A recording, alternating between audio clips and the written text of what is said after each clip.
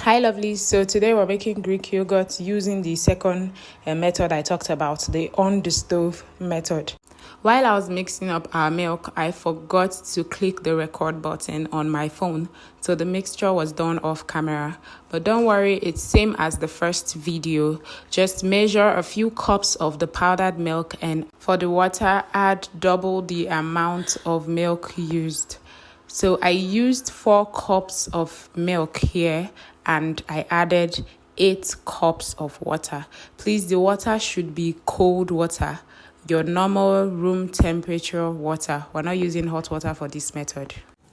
After giving it a good mix, transfer it to your stove or your gas and turn it on and allow it to boil. But make sure to keep stirring your milk from time to time. Stir it so it doesn't get lumpy and it doesn't get coated. So you have to keep stirring and stirring and stirring until it comes to a boiling point.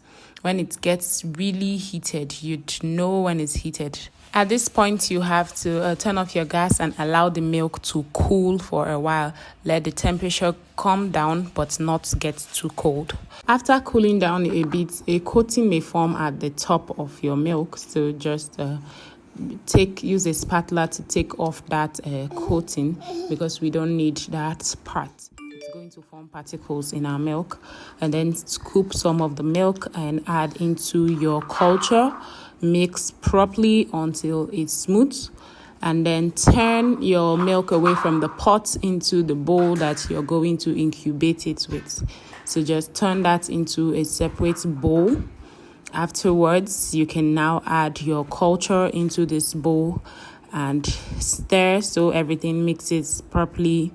Cover up your bowl, and just like the previous video, you can use a thick towel, a big leather, or you can use the nylons to wrap it to preserve the heat. Make sure you're using at least 3 nylons, and then it's time to incubate our milk. Make sure to keep it in a very warm place, undisturbed, for at least 7 to 12 hours. It's after 12 hours and it's time to check what has happened to our milk.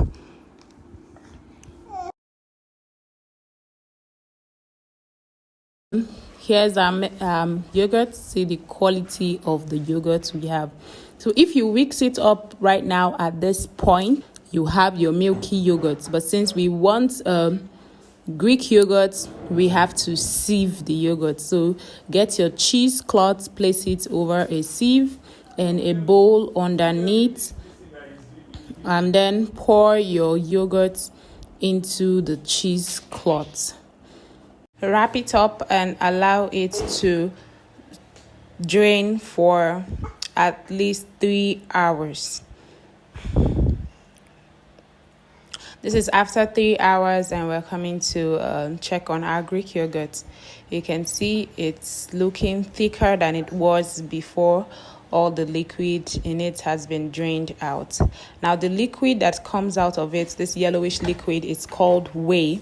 It is full of proteins and you can bottle it up and keep it to make, I use mine to make smoothies later. You can choose to discard yours, but I keep it because it has lots of uses and benefits, which we'll talk about later.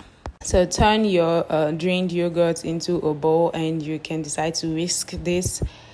Did I say decide? No, you have to whisk it using your manual whisk or your electrical whisk. So I'm going to use the manual one for this video because the previous video I used the electric whisk.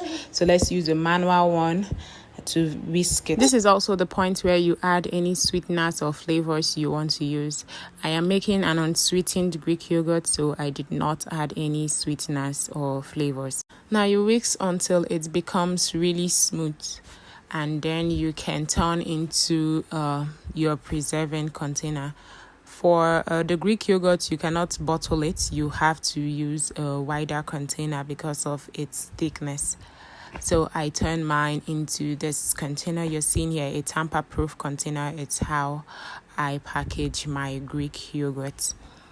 And that's it. We have a very thick, high quality Greek yogurts that we can use however we please.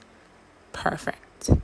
Now turn the remaining of your yogurts into a small pack. Just turn everything in there, close it tightly, and store in the coldest parts of your fridge. So this will serve as our culture for your next yogurt making. If you have any question, feel free to ask.